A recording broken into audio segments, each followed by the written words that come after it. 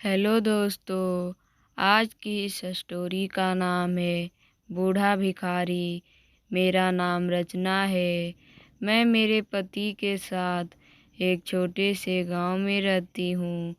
हमारा गुजारा अच्छे से खेती से हो जाता है। मैं मेरे पति की खेती में मदद भी करती हूँ। हमारे दो बच्चे हैं, एक लड़का और एक लड़की। हम भले ही अमीर नहीं हैं, लेकिन घर में सुख शांति का होना ही सबसे बड़ी बात है। हमारा गांव छोटा है, तो हमें खेती और खेती का सामान और चीज़ों के लिए पास के शहर जाना होता है। जो चीज़ें पास के शहर में नहीं मिलती, तो फिर उसके लिए बड़े शहर जाना होता है। मेरे पति राजेश सोच रहे हैं कि अब वो एक नया ट्रैक्टर लें। मेरा भी अक्सर पास के शहर में आना जाना लगा रहता है, कभी घर के काम से, कभी बच्चों के काम से। मैं वहाँ मंदिर के बाहर बूढ़े भिखारी बाबा से मिलती हूँ। करीब 1 साल पहले ही वो यहाँ आए हैं। मैं भी उन्हें 1 साल से देख रही हूँ। मुझे याद है, जब मैंने उन्हें पहली बार देखा तो वो काफ़ी दुखी थी। मैंने उन्हें पैसे दिए, लेकिन उन्होंने नहीं लिए। फिर अगली बार जब मैं गई तो मैंने उन्हें घर के बनाए पकवान दिए। वो देखकर वो खुश हुए और बड़े चाव से खाए। तब से यह सिलसिला शुरू हो गया। मेरा जब शहर जाना होता है, तो उनके लिए भी मैं घर में बना खाना लेकर जाती हूँ, क्योंकि वो बहुत अच्छे से खाते हैं। यह भी उन्हें पता है, मेरे पति नया ट्रैक्टर लेने वाले हैं। बड़े शहर गए थे, मैं घर में अकेली थी। वो करीब 3 से 4 दिन के बाद आने वाले थे। वो जिस दिन गए उसी शाम मुझे मेरे घर के बाहर वो बूढ़ा बाबा दिखाई दिए। सारा दिन वो खेती के काम में लगे रहे, क्योंकि 1 साल में कभी भी वो नहीं आए थे। मैंने उनसे पूछा कि बाबा, आप यहाँ कैसे? वो बोले, मुझे तुमसे कुछ बात करनी है, इसलिए आया हूँ। मैंने उस समय उनकी बात को हल्के में ले लिया और सबसे पहले उनके लिए कुछ खाने को घर से ले आई। हालांकि वो इतनी दूर से नहीं आए थे, लेकिन एक बुजुर्ग इंसान को थकावट ज़्यादा होती है। कुछ खाने के बाद वो फिर बोले कि तुम्हें मेरे साथ कहीं चलना होगा। मैंने पूछा, कहाँ? वो बोले कि पास ही। सुबह निकलेंगे तो शाम के पहले आ जाएंगे। तुम्हारे गांव से बस का साधन मिल जाएगा। मैंने बोला, आप कहाँ जाने को बोल रहे हैं, बताइए तो। वो बोले कि मैं तुम्हें अभी नहीं बता सकता, बस तुम मेरे साथ चलो। मैंने कहा कि मेरे पति नहीं हैं, वो बाहर गए हैं ट्रैक्टर लाने के लिए। वो मुझे बीच में ही टोकते हुए कहते हैं कि मुझे पता है, तुमने ही तो मुझे बताया था कि 3 से 4 दिन बाद रहने वाले हैं।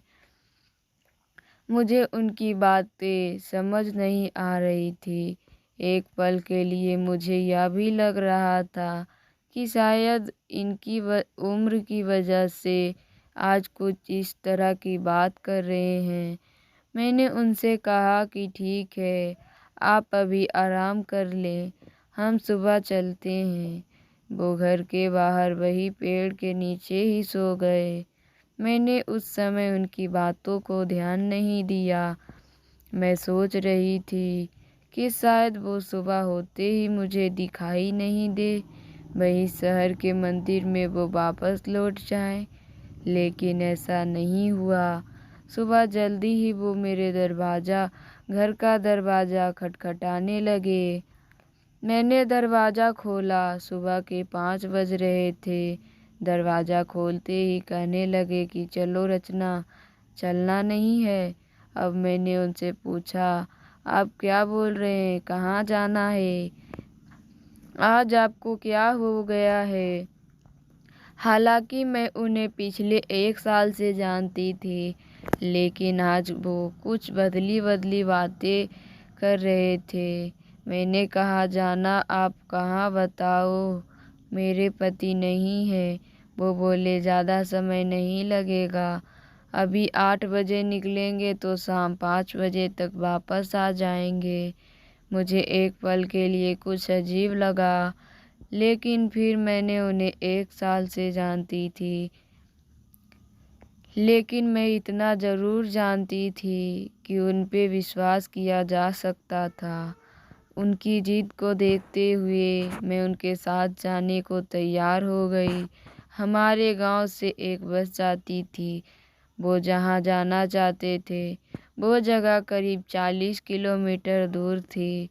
बस में बैठने के बाद हम करीब 11 बजे एक गांव पहुँचे। वहां उतरने के बाद उन्होंने कहा कि चलो मेरे पीछे आओ। ज़्यादा तेज वो चल नहीं पा रहे थे, लेकिन धीरे धीरे चलकर वो गांव के बाहर हो गए थे। करीब 1 घंटा से हम चले जा रहे थे। अब गांव के बाहर सुनसान जगह की शुरुआत हो गई थी।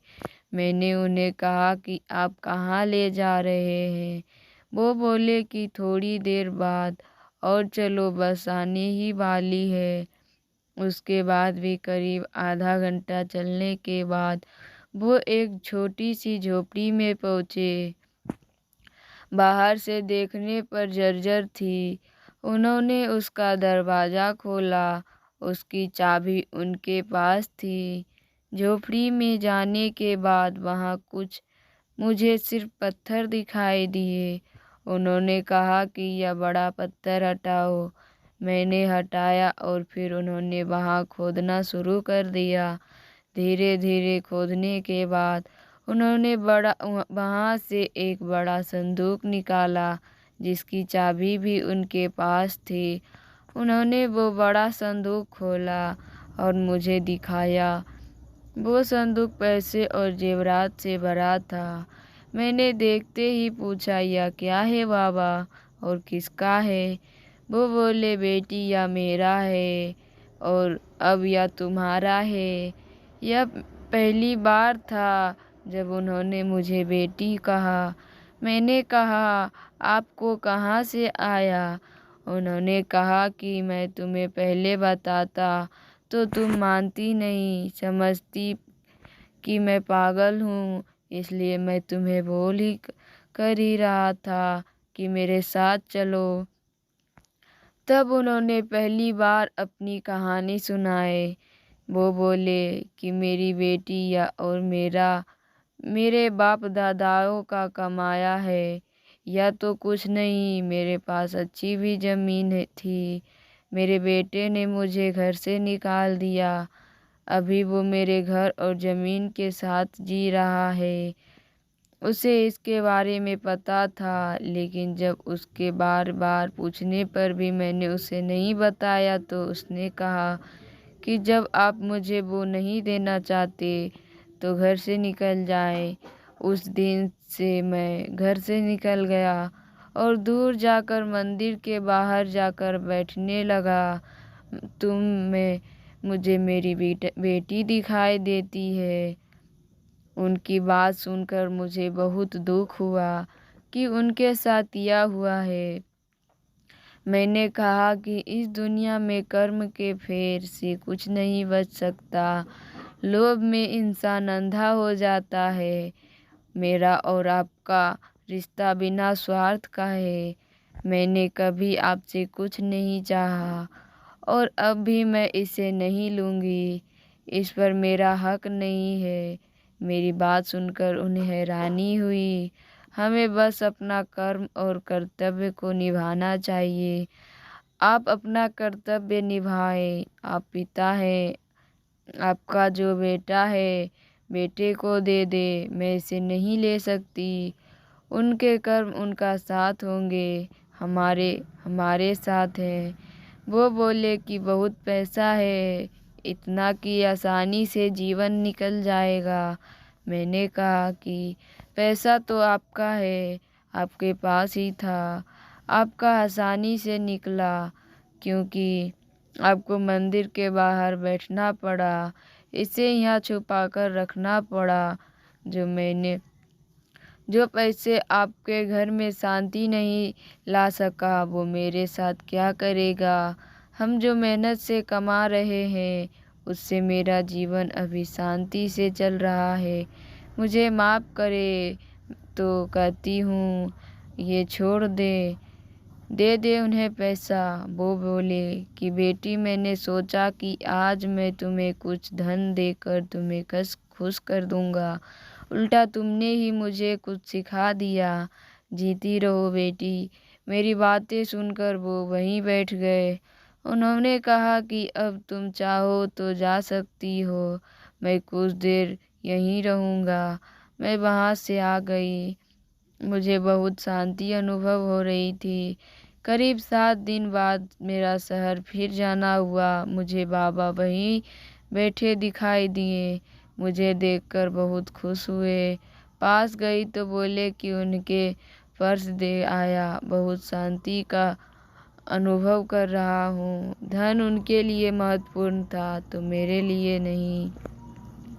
जब तुम इतनी युवा होकर इतना धन छोड़ सकती हो, तो मेरे तो दिन ही कितने बचे हैं। तुमने सच में मुझे शांति का अनुभव करा रहा हूँ। धन उनके लिए महत्वपूर्ण था, तो मेरे लिए भी तो वो था। वो लेने की जिद पर अड़े थे और मैं ना देने की धन के भूखे तो हम दोनों ही थे। जब तुम इतनी युवा होकर इतना धन छोड़ सकती हो, तो मेरे तो दिन ही कितने बचे हैं। तुमने सच में मुझे शांति का अनुभव करा दिया।